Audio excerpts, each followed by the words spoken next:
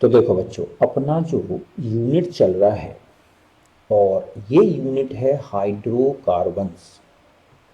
आज हम इस यूनिट में अब जो टॉपिक डिस्कस करेंगे और ये टॉपिक है हमारा क्या, एरोमेटिक यौगिक एवं एरोमेटिकता।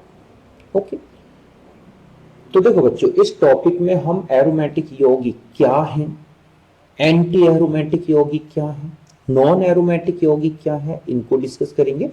इसके पश्चात हम बेंजीन जो कि एक एरोमेटिक यौगिक है इसको कंप्लीट डिस्कस करेंगे, मींस इसके निर्माण की विधियां, ठीक है, इसके रासायनिक गुण और जो भी इससे रिलेटेड मैटर है।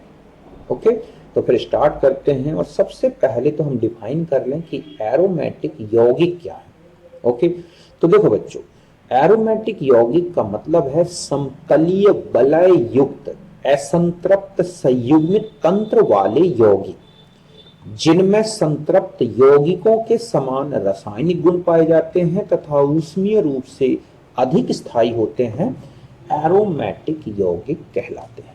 बात समझ गए बच्चों कि ऐसे कार्बनिक यौगिक जिनमें समतलीय वलय दिखेगी, ठीक है, असंतृप्त संयुग्मित तंत्र दिखता है, मींस उनमें डबल बॉन्ड अल्टरनेट दिखते हैं और ये बहुत अधिक असंतृप्त होते हुए भी संतृप्त यौगिकों के समान रासायनिक गुण दर्शाते हैं और ऊष्मीय रूप से अधिक स्थायी होते हैं, तो इनको बोला गया है एरोमेटिक यौगिक। ओके, जैसे बेंजीन, बेंजीन के बहुत सारे व्युत्पन्न हैं, मतलब फंक्शनल कंपाउंड, जैसे फिनॉल है ना, या बेंजोइक एसिड, टॉलुइन, बहुत सारे हम आगे भी पढ़ेंगे, तो इनको बोला गया है एरोमेटिक यौगिक। अब आता है एरोमेटिकता, एरोमेटिसिटी।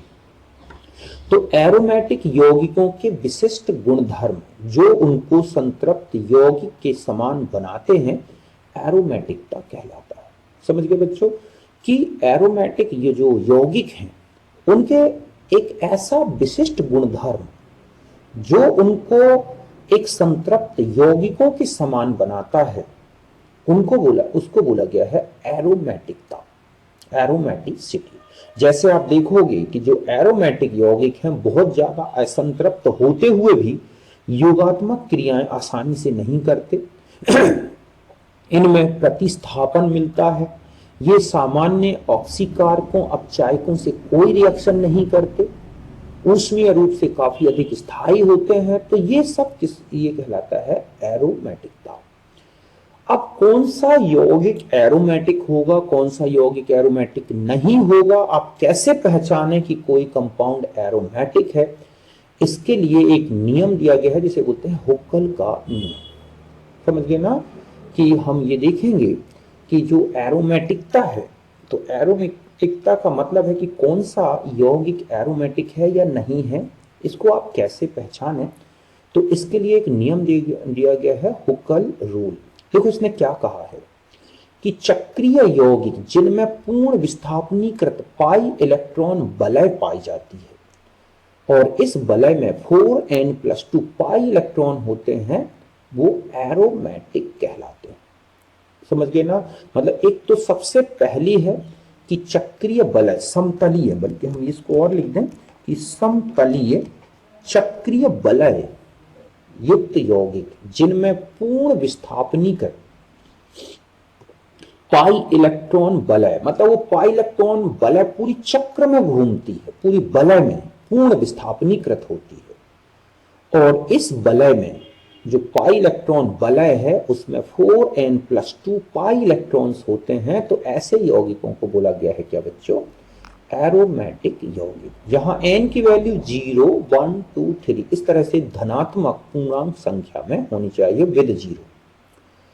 अतः एरोमेटिक यौगिकों के लिए ये शर्तें पूर्ण होनी चाहिए, मतलब कोई भी एरोमेटिक यौगिक एरोमेटिक, मतलब कोई भी कार्बनिक यौगिक एरोमेटिक है नहीं है, वो अगर इन शर्तों को पूर्ण करता है तो वो एरोमेटिक होगा। देखो पहला है कि यौगिक समतलीय चक्रीय वलय युक्त होनी चाहिए, मतलब सबसे बड़ी चीज तो है कि एरोमेटिक यौगिक में कार्बन चैन से बनी हुई या विषम चक्रीय ठीक है, समतलीय वलय हो मीन्स उसके सारे परमाणु जो वलय बना रहे हैं वो एक ही तल में होने चाहिए, ऊपर नीचे नहीं होने चाहिए, ताकि इनमें सही ढंग से क्या हो सके, उनके पाई जो क्लाउड्स हैं अतिव्यापन कर सके। वलय में पूर्ण विस्थापनीकृत चक्रीय संयुग्मित तंत्र होना चाहिए। दूसरा है कि वलय में जो पाई इलेक्ट्रॉन क्लाउड अल्टरनेट दिख रहे हैं, ये लोन पेयर और पाई बॉन्ड जो अल्टरनेट दिख रहे हैं, वो पूर्ण चक्रीय संयुग्मन दर्शाना चाहिए, मतलब वो पूरे सारे कार्बन, पूरी वलय के जितने कार्बन हैं उन सब में घूमने चाहिए, मतलब वो पाई क्लाउड उन सारे एटम में चलना चाहिए, कहीं बीच में रुकना नहीं चाहिए, टूटना नहीं चाहिए। ठीक है। तीसरा है पाई इलेक्ट्रॉन वलय में 4n+2 पाई इलेक्ट्रॉन होने चाहिए, जहां n की वैल्यू 0 भी हो सकती है, मतलब 2 पाई इलेक्ट्रॉन वाला, n की वैल्यू 1 है तो 6 पाई इलेक्ट्रॉन, 2 है तो 10 पाई इलेक्ट्रॉन। इस तरह के यौगिक में पाई इलेक्ट्रॉन क्लाउड ये जो है वो इस रूल को फॉलो करना चाहिए। मेन तो यही है हक्कल रूल।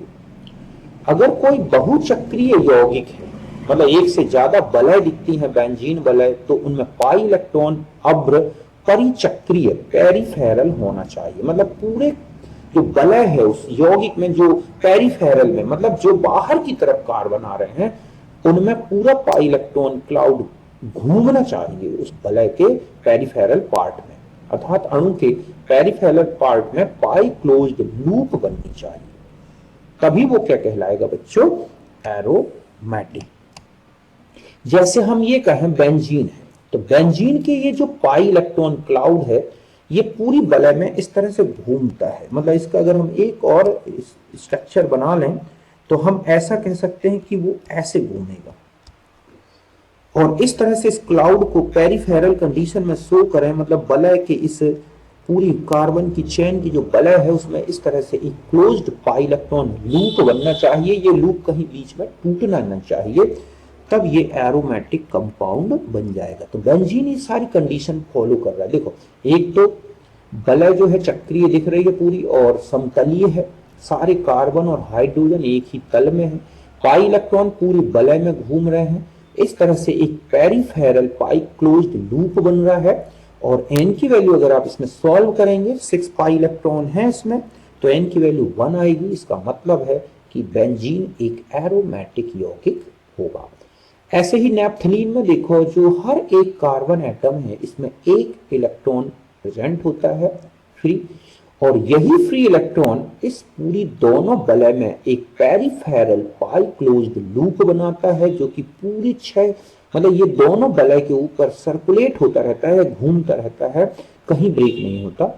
तो हम ये कहेंगे कि ये जो क्या है नैप्थलीन, वो एक क्या है बच्चों, एरोमेटिक यौगिक होगा। और अगर आप इसको और ऐसे पाई इलेक्ट्रॉन क्लाउड से शो करेंगे तो ऐसा दर्शा सकते हैं, और इस तरह से ये एक एरोमेटिक है, और इसके लिए n की वैल्यू निकालोगे ना तो 2 आएगी। ठीक इसी तरह से अगर हम इस यौगिक को देखें, ठीक है, जिसमें 3 ऐसी वलय जुड़ी हुई है, तो ये इस तरह से अगर हम इसको देखें तो ये ऐसा है, ठीक है। तो इसमें ये सारे जो इलेक्ट्रॉन दिख रहे हैं डॉटेड, ये पूरी तीनों वलय के ऊपर एक क्या बनाते हैं, पाई पेरिफेरल पाई क्लोज्ड लूप, जो पूरी जो तीनों वलय हैं उनके चारों तरफ घूमता रहता है। और इस तरह से ये भी एक क्या होगा, एरोमेटिक कंपाउंड। अगर आप इनके टोटल इलेक्ट्रॉन देखें तो 6 और 4 10 और 4 14, तो n की वैल्यू आएगी 3। तो ये भी एक क्या है, एरोमेटिक यौगिक एंथ्रासीन। ये क्या है बच्चों, एंथ्रासीन। ठीक इसी तरह से अगर हम इस कंपाउंड की बात करें कि ये जो कंपाउंड बना हुआ है, अगर आप इसको स्ट्रक्चरली देखें तो वो ऐसे दिखेगा, ठीक है। इसको हम ऐसे ले लें, 2 वलय हैं इसमें, 2 क्यों इसमें हैं, कुल मिला के 4 वलय ऐसे होंगे। अब आता है कि इनमें पेरिफेरल इलेक्ट्रॉन कौन कौन से लिए जाएंगे, ठीक है। तो इनके पेरिफेरल इलेक्ट्रॉन्स ये होंगे, ये नहीं होगा, ये इस तरह से देख रहे हैं आप कि ये जो क्लाउड बनेगा इसका वलय का, वो इन इलेक्ट्रॉन्स के कारण, ये जो पेरिफेरल इलेक्ट्रॉन है उनके कारण ये लूप बनेगा इस तरह से पूरा। तो ये जो अंदर के दो इलेक्ट्रॉन हैं उनको हम पेरिफेरल इलेक्ट्रॉन नहीं मानेंगे, ये वाले। तो अब अगर आप गिनोगे तो इसमें पेरिफेरल इलेक्ट्रॉन्स कितने दिख रहे हैं, देखो 3 है ना, और 4 5 6 7 8 9 10 11 12 13, नहीं कितने हो गए, 1 2 3 4 5 6 7 8 9 10 11 12। ठीक है, तो यहां पर हमारे पास पेरिफेरल इलेक्ट्रॉन्स कम कहां पड़ गए हैं, 1 2 3 4 5 6 7, तो 2 है ना यहाँ पर, अच्छा यहाँ पर भी तो आएगा। तो इस तरह से अगर आप इनके टोटल इलेक्ट्रॉन काउंट करोगे तो आप देखोगे 14 इलेक्ट्रॉन जो कि पेरिफेरल है। तो n की वैल्यू यहाँ पर 3 आ जाएगी, और इसीलिए ये कैसे हो जाएंगे बच्चों, कंपाउंड एरोमेटिक होगा। तो ये है 2 4 6 8 10 12 और ये पाई इलेक्ट्रॉन मिला के हो गए 14। समझ रहे हो आप अच्छी तरह से। तो इस तरह से आपको एरोमेटिक कंपाउंड पहचानने हैं कि कौन सा एरोमेटिक होगा। यहाँ पे इसको वलय को थोड़ा अच्छे से बना दूं मैं, इसलिए गड़बड़ दिख रहा था ऐसे। तो ये इलेक्ट्रॉन यहाँ है, 2 मिनट रुको बच्चों, एक यहाँ है एक यहाँ, कुल मिला के इस तरह से आपको एरोमेटिसिटी पहचाने। अब इस कंपाउंड में देखो कि यहाँ पर ये जो है एक सैचुरेट साइड चेन निकल आई, तो ये जो इलेक्ट्रॉन है ये पेरिफेरल अब नहीं रह जाएगा बच्चों। इसलिए ये जो पाई इलेक्ट्रॉन क्लाउड ये जो दिख रहा है पाई, ठीक है, इलेक्ट्रॉन जो लूप है वो नॉट क्लोज्ड, क्लोज नहीं रह जाएगी, यहाँ से ब्रेक हो जाएगी ये इस तरह से यहाँ आके। इसलिए हम इसे एरोमेटिक कंपाउंड की कैटेगरी में नहीं रखेंगे, समझ गए ना।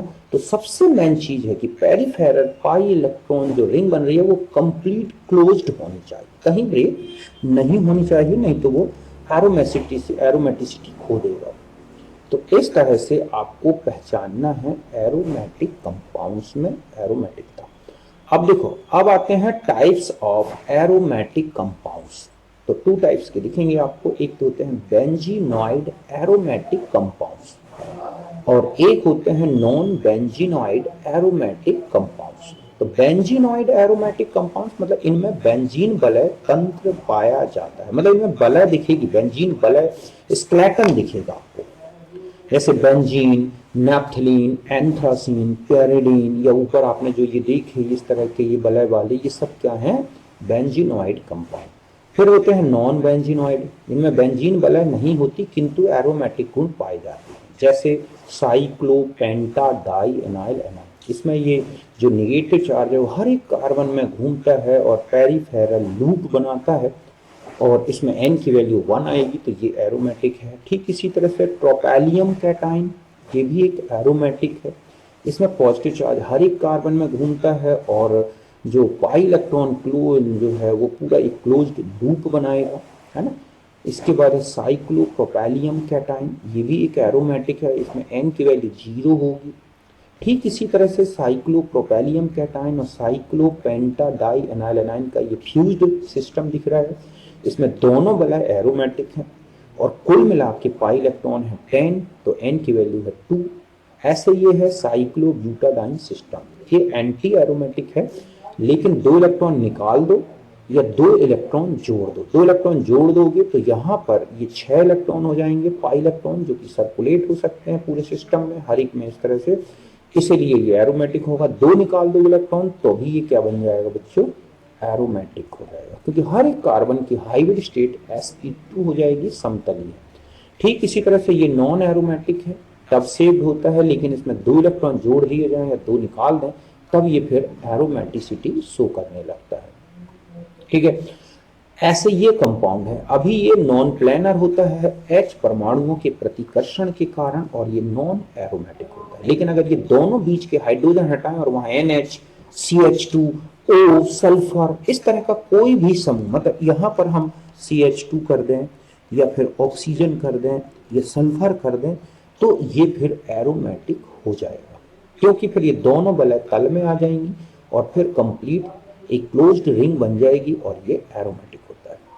ठीक इसी तरह से अगर आप इस कंपाउंड को देखेंगे, पाई बॉन्ड है, अगर इस बॉन्ड को इस तरह ब्रेक करते हैं, पॉलराइज्ड कर दें, यहाँ माइनस और यहाँ प्लस, तो ये जो है ट्रोपोलियम कैटाइन बन गया और ये साइक्लोपेंटाडाइएनाइल एनाइन बन गया, दोनों रिंग एरोमेटिक हो गए। एक ट्रोपोलोन होता है बच्चों, ठीक है, वो भी एक एरोमेटिक कंपाउंड है, डबल बॉन्ड इस तरह का, ठीक है।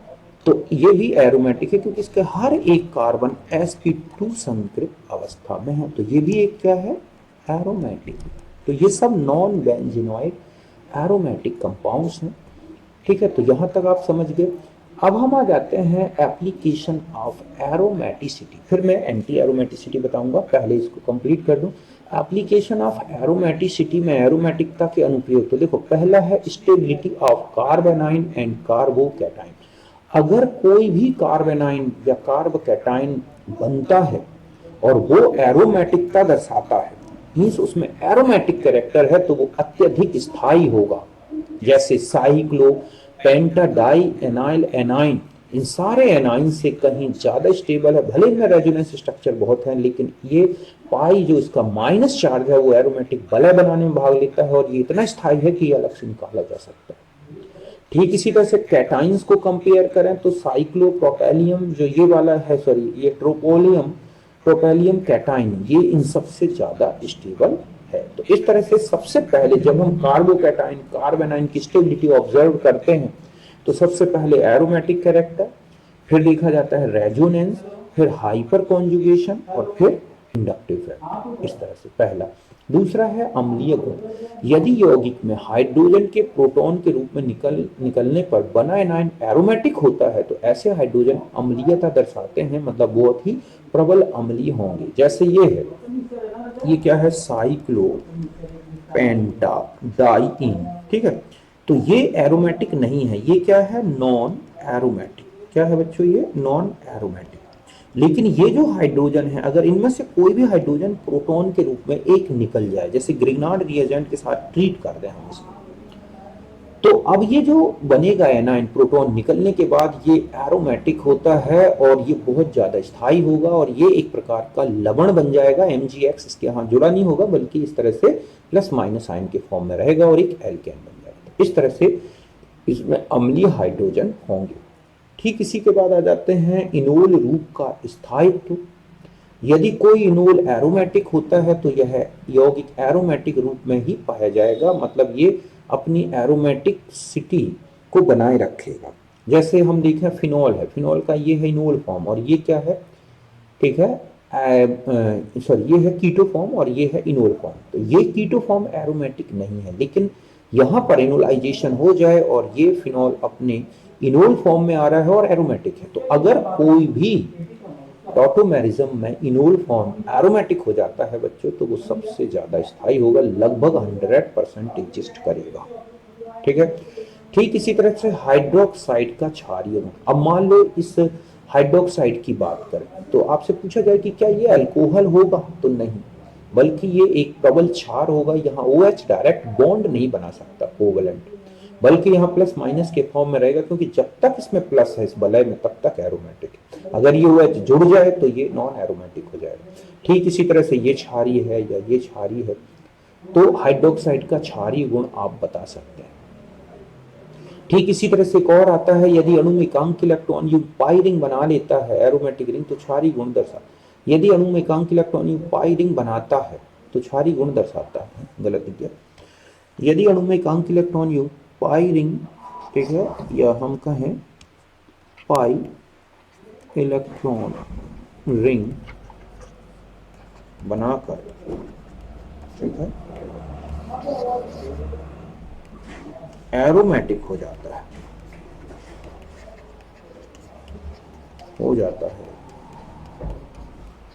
तो वह क्षारीय नहीं होगा।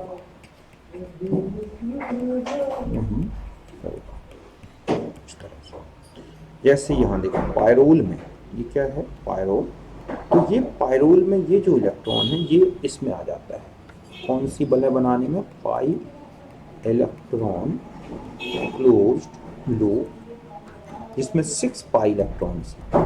तो इसलिए जो ये है ये क्या हो जाएगा, नॉन बेसिक। इसमें कोई बेसिक नेचर नहीं रह जाएगा, बल्कि H एसिडिक नेचर का हो जाएगा, बल्कि ये कंपाउंड कैसा हो जाएगा, एसिडिक। तो इस तरह से एरोमेटिकता के बेस पर हम बहुत सारी प्रॉपर्टीज को एक्सप्लेन कर सकते हैं, बहुत सारी नाभिक स्नेही प्रतिस्थापन किन में अधिक होंगी किन में कम होंगी, तो वो सारी एरोमेटिकता के बेस पर समझाई जा सकती है। ओके, यहाँ तक बात क्लियर है। तो ये था हमारा एरोमेटिक कंपाउंड्स को पहचानना, उसका रूल। अब आते हैं एंटी एरोमेटिक। तो बिल्कुल सेम रूल लगता है चक्रीय समतलीय पूर्ण संयुग्मित अणु जिसमें विस्थापनीकृत पाई इलेक्ट्रॉन अभ्र होता है तथा अभ्र में 4n पाई इलेक्ट्रॉन होते हैं।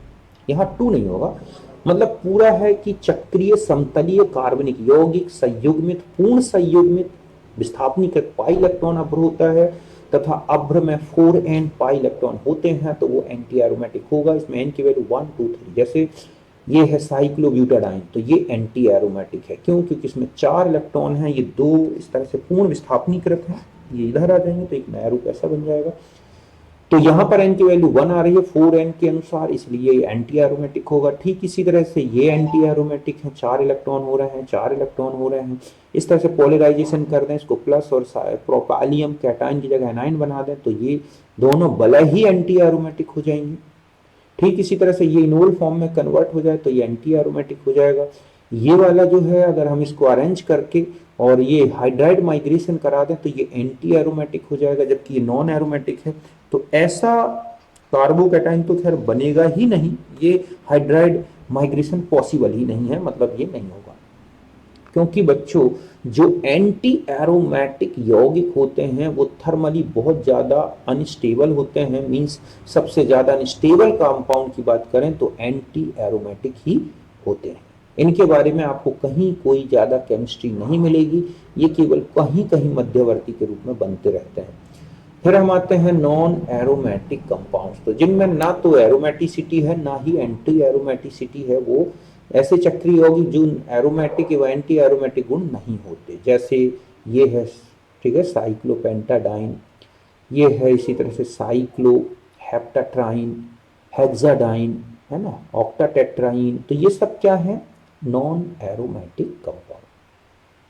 अब आता है तीनों में अगर हम कंपेयर करें तो क्या दिखता है। देखो एरोमेटिक में 4n + 2 पाई इलेक्ट्रॉन होते हैं, इनमें 4n पाई इलेक्ट्रॉन होते हैं। इनकी इस तरह की कोई शर्त की आवश्यकता नहीं है। ये ऊष्मीय रूप से अत्यधिक स्थायी होते हैं, ये ऊष्मीय रूप से कम स्थायी और प्रकाशीय रूप से अधिक स्थायी होते हैं। इनकी स्थायित्व दोनों के बीच का होता है। ये एरोमेटिक यौगिकों से कम स्थायी किंतु एंटी एरोमेटिक यौगिकों से अधिक स्थायी होते हैं। ये प्रतिचुंबकीय होते हैं, ये अनुचुंबकीय प्रकृति के होते हैं क्योंकि इनकी पाई क्लाउड में इस तरह के इलेक्ट्रॉन होते हैं जो कि फ्री होते हैं और वो अनुचुंबकीय होते हैं। और ये प्रतिचुंबकीय होते हैं। ये असंतृप्त यौगिकों से भिन्न गुण दर्शाते हैं, ये अत्यधिक अस्थायी होते हैं और ये संतृप्त यौगिकों के समान असंतृप्त यौगिकों के समान गुण दर्शाते हैं। मतलब असंतृप्त यौगिकों से भिन्न गुण का मतलब है संतृप्त यौगिकों जैसे, यौगिकों जैसे ये अत्यधिक अस्थायी हैं। तो इस तरह से अगर आपको तीनों का स्थायित्व पूछ ले तो ध्यान से देखें आप, पहले आते हैं एरोमेटिक, फिर आते हैं नॉन एरोमेटिक, फिर आते हैं एंटी एरोमेटिक। तो ये है इनके स्थायित्व का क्रम। ये क्या है बच्चों, इनका स्थायित्व। तो ये है एरोमेटिक, नॉन एरोमेटिक और एंटी एरोमेटिक कंपाउंड्स के बारे में। अब जो भी बचा है अपना पार्ट जिसमें हम बेंजीन की प्रिपरेशन, तो यहाँ मैं बेंजीन की प्रिपरेशन तक बता देता हूँ, बाकी हम प्रॉपर्टी को नेक्स्ट वीडियो में डिस्कस करेंगे। तो देखो सबसे पहले बेंजीन की निर्माण विधियां देखें तो पहली है सोडा लाइम मेथड। तो हम जानते हैं कि सोडा लाइम के साथ सोडियम बेंजोएट को अगर आप हीट कर दोगे तो इतना पार्ट निकल जाएगा और ये बन जाएगा बेंजीन। इस मेथड से एल्केन भी बनते हैं, बेंजीन भी बनता है। दूसरा है कोई भी मोनोहाइड्रिक फिनॉल ले लो, डाईहाइड्रिक फिनॉल ले लो, ट्राईहाइड्रिक फिनॉल ले लो, कोई भी फिनॉल ले लो, इसको जिंक के साथ ट्रीट कर दोगी तो ये ऑक्सीजन निकल जाएगा और वलय जो है उसमें से ऑक्सीजन हटने से वो क्या बन जाएगा, बेंजीन। ओके, तीसरा है क्लोरोबेंजीन का रिडक्शन करा दो निकल एल्यूमिनियम एलॉय के साथ NaOH के साथ मिला के, तो इनमें से हाइड्रोजन जो निसेंट हाइड्रोजन है उसको रिड्यूस करके और इस तरह से ये बेंजीन में कन्वर्ट कर देती है। ग्रिग्नार्ड रिएजेंट ले लो और वाटर से रिएक्शन, अल्कोहल से रिएक्शन, अमोनिया से रिएक्शन, किसी भी एक्टिव हाइड्रोजन युक्त कंपाउंड से अगर आप रिएक्शन करा दोगे, अभिक्रिया करा दोगे इसकी ग्रिग्नार्ड रिएजेंट की, तो बेंजीन बनेगा। डाइजोनियम सॉल्ट का रिडक्शन H3PO3 और H2O या H3PO2 H2O या फिर इथाइल अल्कोहल भी लिया जाता है बच्चों, इससे भी करा सकते हैं। तो ये हाइड्रोजन में, दो हाइड्रोजन में से एक यहाँ जुड़ जाएगा, एक इसको निकाल देगा और ये क्या कन्वर्ट हो जाएगा बेंजीन में। इसके अलावा आपने देखा था एसिटाइलिन जो है ट्राइमराइजेशन करा दिया जाए तो बेंजीन बनेगा। एल्केन में आपने रिफॉर्मिंग साइक्लाइजेशन पढ़ा है, उससे भी बेंजीन बनता है। और इंडस्ट्रियल लेवल पर ये जो है कोल से निकाला जाता है, कोल जो कि पेट्रोल इंडस्ट्री में जो कचरा बचता है उसको, या फिर कोलतार, या फिर कोल जो कि कोल पत्थर वाला कोयला है उससे निकाला जाता है। तो कोल को गर्म करते हैं, कोलतार बनता है, उसका आसवन करते हैं तो एक तेल मिलता है जिसको बोलते हैं हल्का तेल, 80 से 170 डिग्री में हवाजी आसवन में, जिसमें BTX, बेंजीन, टालिन और जाइलिन होते हैं। इसमें कोल H2SO4 मिलाने से उसमें जो बेसिक इम्प्योरिटीज है वो हट जाती हैं और फिर जब आसवन करते हैं तो बेंजीन लगभग 257 केल्विन पर हमें प्राप्त हो जाता है। तो औद्योगिक स्तर पर इसी से बेंजीन बनाया जाता है। अब बेंजीन देखोगे तो एक रंगहीन गतिशील वाष्पशील द्रव है। बॉइलिंग पॉइंट 80 डिग्री और फ्रीजिंग पॉइंट 5.5 डिग्री सेंटीग्रेड। अत्यधिक ज्वलनशील होता है बच्चों, धूम्र ज्वाला के साथ, धुएंधार ज्वाला के साथ जलता है। डेंसिटी वाटर से कम है, जल में अम्लीय है, कार्बनिक ग्लाइकों में अम्लीय है। बाकी रहे रासायनिक गुण तो हम इनको अगले टर्म में डिस्कस करेंगे। ठीक है, तो यहाँ तक क्लियर है आज तक का मैटर। तो यहाँ से फिर हम बाकी रासायनिक गुणों को अगले टर्म में डिस्कस करेंगे, तब जाके हमारा ये कंप्लीट हो जाएगा। ओके, तो फिर मिलते हैं नेक्स्ट वीडियो में।